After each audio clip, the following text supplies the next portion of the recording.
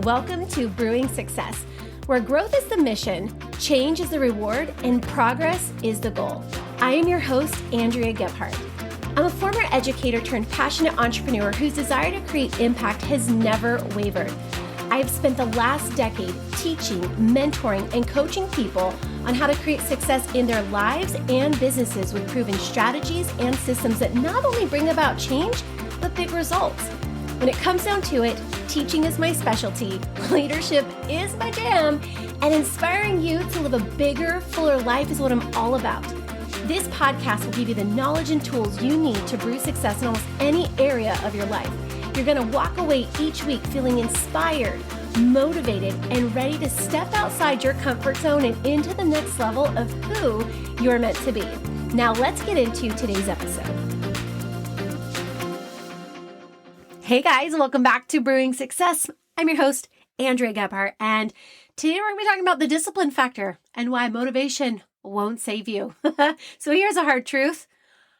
Motivation is a mood, not a method. And I'm seriously considering putting that on a t-shirt. Question is, would you buy it? Motivation is a mood, not a method. And if you're waiting for motivation to magically show up before you take action, you're going to be waiting for a long time. Motivation is great. Don't get me wrong. It's like the spark, but it's discipline that keeps the fire burning. So today we're digging into the real secret of high performance leadership, which is consistency through discipline. And on this episode, we're going to be talking about why motivation alone is never going to sustain you, how to build systems that create success regardless of how you feel, which is really great, BT dubs, because I'm finding in this, age and stage of 42 and the slow onset of like perimenopause that my moods are changing all the time. And so that's going to be really great. And why discipline is the greatest form of self-respect. So if you're tired of the start-stop cycle and ready to finally gain traction, this episode today is for you. So let's get to the root of it. If motivation cannot be our foundation, what's really going on when we find ourselves waiting for it? So let's take a closer look at why motivation is so fleeting and what we need instead. So whenever I start talking and teaching motivation, one of the questions I get is, why is motivation unreliable? And here's what you need to realize and also remember. Motivation is the appetizer. Discipline is the main course. Motivation is emotion-based. It's fleeting. And science shows us that motivation is influenced by dopamine. But the brain's reward system weakens when action isn't taken quickly, which means you are less and less likely to take action when you don't immediately respond with action when motivation arises. Therefore, motivation becomes less and less of a driving force over time. And that's why some days you feel like conquering the world and other days you want to move into a cozy throw blanket and totally disappear. Think of motivation like a wind gust on a bicycle ride. It can give you a quick push, but if you don't know how to pedal when it stops, you're not going to make it up the hill. So if motivation can't carry us, then what can? This is where discipline steps in. Not as something rigid or harsh, but as a decision, a commitment. And let's reframe discipline and talk about how to make it your secret weapon. Discipline is a decision. It's not a trait. Discipline is something we decide to do. Disciplined is something we decide to be. So discipline is doing what you said you would do long after the mood you set it in has passed. Discipline is a requirement of progress. The stop, start, stop cycle, guess what? It's draining. It depletes your emotional capacity. It stifles inspiration. It leads to disbelief, doubt, and eventually quitting. Discipline is built with micro decisions stacked over time. And when I say micro decisions, I want you to think about if the goal is to drink more water, then we stack that extra cup in somewhere in our routine. So if the micro decision of drinking water becomes like you do it while you make dinner, for example, that's the micro decision. So that micro decision stacks on the daily habit, cooking dinner, and allows you to get more water in. It's like going for the walk after dinner to help reduce insulin levels, promote better sleep, and help you maintain a healthy weight. It's adding the habit, right? I want to be healthier. I want to improve my digestion. So I need to be walking more. Okay, well, when can I add a walk into my day? Well, look for something that's already a staple and tack something else onto it. It's not about never slipping up, because trust me, you will. It's about getting back on track faster and staying on track. It's a habit of follow through even when no one is watching. Motivation may start the engine, but it's discipline that drives the car. So here's a few practical tips that you can use to build discipline in something over time. And I love these because these are great for you. You can teach them to your kids. You can teach them to your team. They work for everything. So the first, create non-negotiables. For example, 10 minutes of outreach before you have your coffee. Another non-negotiable, maybe 10 minutes of stretching before you have your coffee. Another non-negotiable, drinking water before you have your coffee. So create a non-negotiable. Number 2, schedule whatever the activity is, because success isn't random, it's reserved, right? We have to schedule our success, and we put everything on the calendar. You schedule your entire day. Like there's even a schedule for the trash at your house, right? Blue can, green can, brown can. They all have a schedule. They all have a day that they go out.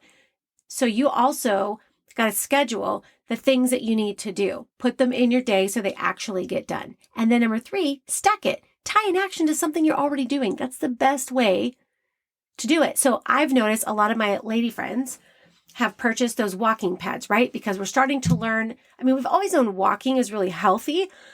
And there's always been like this whole, movement around 10,000 steps. But what we've come to learn is that walking is really underrated. And there's so many incredible health benefits in terms of like brain health and hormonal health and blood sugar regulation and all of that. So, and so here go women learning about all the health benefits. And we're like, okay, well, how can I get more walking into my day?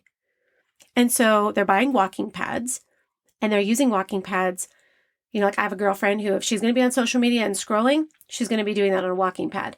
I have another friend that she's on her walking pad when she's working on a computer. I have another friend, I don't know how she does it because I would fall flat on my face, but she does her walking pad while she's folding laundry, right? I'm too much of a klutz for something like that, but you get the idea of stacking a habit to something that you're already doing to make sure that you get it done and to create that routine. So once you start building those habits of discipline, something powerful happens. You start showing up differently. So let's talk about the most effective way that leaders use discipline, not to just stay on track, but to build trust and create unstoppable momentum, which is what every leader really does want. So when it comes to discipline, what is it that leaders do differently? The leaders who rise are the ones who act consistently, not just when they feel like it, but because they decided to. Want to know what I love about this? It validates that success is a choice. At the end of the day, we all get to choose the actions we take and the outcomes we experience. High performers don't have more motivation. They just have stronger systems. They don't make every day a debate. Should I do this or should I do that? Do I want to do this or do I not want to do that? They automate discipline through commitment. According to the American Journal of Psychology, habitual action reduces cognitive strain, which means the more disciplined your routine becomes, the less energy it takes to execute it. But what about the hard days? The off days? The days when life is lifing and the last thing you feel is disciplined. Do you have those days? I have those days. That's where the truth test is, and the true power of discipline kicks in. So let me give you some tools you can use when motivation has gone MIA. I want you to tuck these little notes in your back pocket because you're going to need them, trust me, time and time again. This is never something that goes away regardless of your level of success or experience. It's just something you get better at. Okay, so that should be inspiring to so many of you. So let's get what I'm calling your discipline recovery plan in place with 3 simple steps. Step 1, ask. Ask yourself, what's one small action I can take right now to honor my goals? Okay, so when you're not feeling like it, when you're feeling unmotivated, these are the 3 things you got to do. And maybe you need to tell Siri so she can remind you, or maybe you need to, I don't know. Are we still talking to Alexis? She's kind of nosy, right? We've decided that.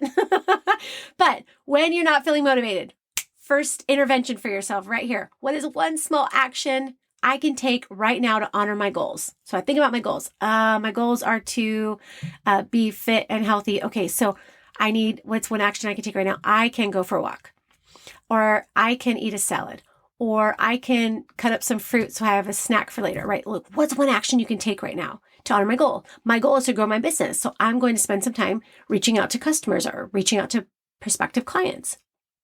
Number 2, use the 5-minute rule. I'll do it for 5 minutes and then I'll decide if I want to stop. Because here's what I know. If you get your butt outside and you start walking for 5 minutes, you're not going to just turn around and go home. You're going to keep going because you're already in motion. If you just opened up your computer and you're following up with customers or reaching out to new contacts and sharing information, the 5-minute timer is going to go off and you're not going to stop. You're going to keep going. Why? Because you're already in motion. 90% of the fear goes away when you take action. The lack of motivation becomes the fuel to your fire once you just get started. Number 3, you're going to remind yourself, and this is so big and it's so important, and it might sucker punch a few of you in the gut right now, but discipline is keeping a promise to your future self. And I don't know about you, but I've experienced enough broken promises in my life. I'm really not trying to do that to myself. I really don't want to disappoint my future self. Discipline is keeping a promise to your future self. So you say, if I do this, when I do this, I get closer to what? What is that goal? What is that end goal? What is that result? I get closer to financial flexibility. I get closer to time freedom. I get closer to paying off debt. I get closer to that goal weight. I get closer to what is that? You know, you have to decide that. And if I don't do this, and for me, it was all about being able to put my kids through school and being able to, those were some of my big goals, was being able to put my kids through school, being able to provide them with the opportunities that I didn't have growing up. And I'm in motion with that. And so when I don't feel motivated, I have to remind myself, and when I do this, when I pick up the phone, when I get on my computer, when I write the episode, when I do the things, I get closer to my goal of being able to put my kids through school, right? And then there's the opposite. If I don't do this, if I decide not to take action, then blank isn't that important to me. Then my kids' college education isn't that important to me. Then paying off student loan debt isn't that important to me. Then getting out of debt isn't that important to me. Then being healthy isn't that important to me. Boom. Like mind blown emoji popping up all around right now. Holy cow. And when you say that out loud to yourself, like you're going to have a hard time digesting that. And you're going to get your tush up off the couch, put your phone down, and you're going to go do what you need to do. Discipline isn't restrictive, guys. It's liberating. It frees you from regret, from excuses, from inconsistency, from complacency. We want to be freed from complacency. Complacency paves the path to decline. That's not what we want to do. In the end, it's not about perfection. It's about commitment. Discipline is the promise that you keep to your future self. And if you want to become someone who leads well, lives well, and builds something meaningful, that promise, it's everything. As we wrap this episode, it is very important that you never forget that you don't need to be perfect. You don't need to be motivated every day. You just need to be committed to your why, to your vision, and the version of you that you're building. So today, let this be your reminder. Motivation might visit you, but discipline is what's going to carry you. Choose discipline, build the habits, show up for yourself, and I promise success just won't be possible. It'll be inevitable. Thank you for joining me here on this episode, guys, where we uncover the truth about motivation, the importance of developing discipline. Take a moment to send this episode over to a few friends who will benefit from this message and share it to your stories, showing your audience that you are, in fact, in growth mode right now. Can't wait for you to join me next week on Brewing Success for another inspiring episode.